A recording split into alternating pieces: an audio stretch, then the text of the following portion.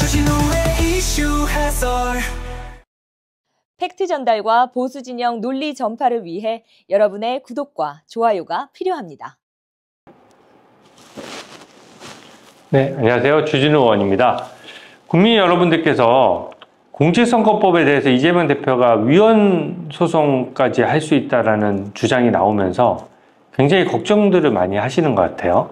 이게 무슨 얘기냐면 공직선거법 관련해서 1심에서 징역 1년에 집행유예 2년이 나왔지 않습니까?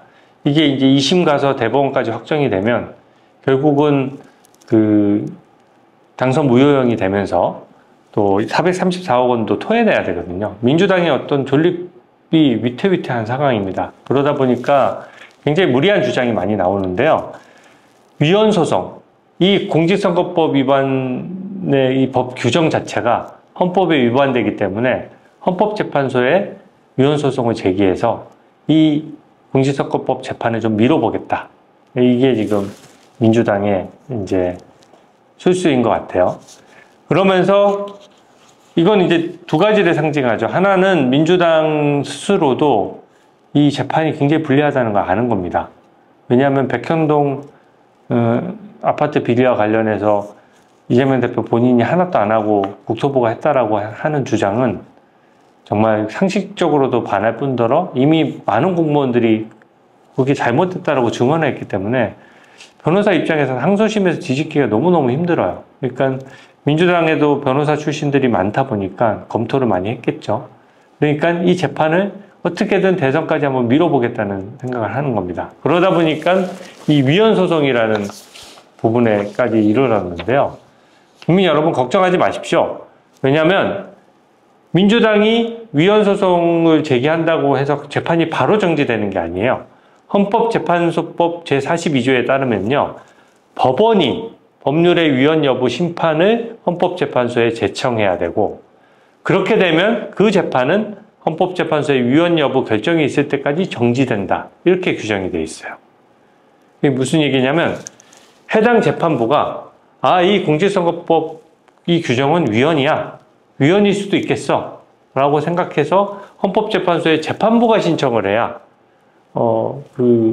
헌법재판소에 그로 인해서 그 재판이 정지되는 거거든요.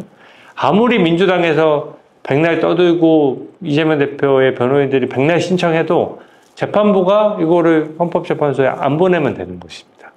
근데 대부분 소송을 끌기 위해서 보통 집행유예 기간 중에 있는 범죄인 집행유예 기간 중에 재범을 한 경우에 이제 집행유예 기간이 지나지 않으면은 또 집행유예를 못 하거든요. 그런 경우에 피고인들이 꼼수로서 어떻게든 집행유예 기간을 넘겨보려고 위헌 심판 제청 같은 거 많이 합니다.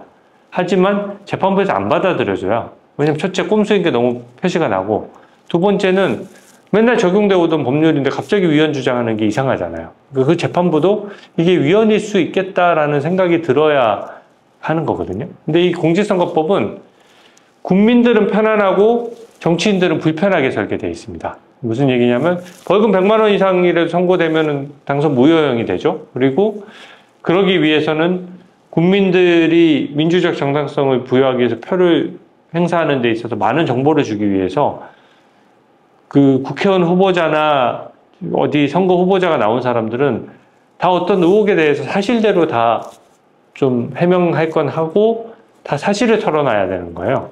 근데 허위사실을 유포하게 되면 그 유포한 행위가 선거에 영향을 미쳤다라고 하면은 당연히 당선 무효형이 될 수밖에 없는 거거든요. 이게 되게 재판의 룰 같은 거고 몇십 년간 이렇게 해왔고 이 조항으로 인해서 의원직을 상실한 사람들도 엄청 많고요. 현재 이걸로 인해서 기소돼서 현재 재판 중인 의원들도 꽤 있어요. 근데 이거를 이재명 대표 혼자를 위해서 정지한다. 그건 가능하지 않다고 생각합니다. 재판부가 입장에서는 몇십 년간 적용해오던 법률을 갑자기 이재명 대표 때문에 헌법재판소로 보내버리면 당연히 정치적 중립을 의심받게 되거든요. 왜 이렇게 이례적인 행동을 하지? 실제 피고인들이 위헌법률 심판을 신청했을 때 재판부가 그걸 받아들여서 헌법재판소에 보내는 거는 1년에 몇 건 되지 않아요. 그래서 그만큼 그 숫자가 적은 편입니다. 그래서 아주 이례적인, 이 정치적으로 예민한 사건을 아주 이례적인 방법으로 처리하기는 사법부에서 엄청난 부담이거든요.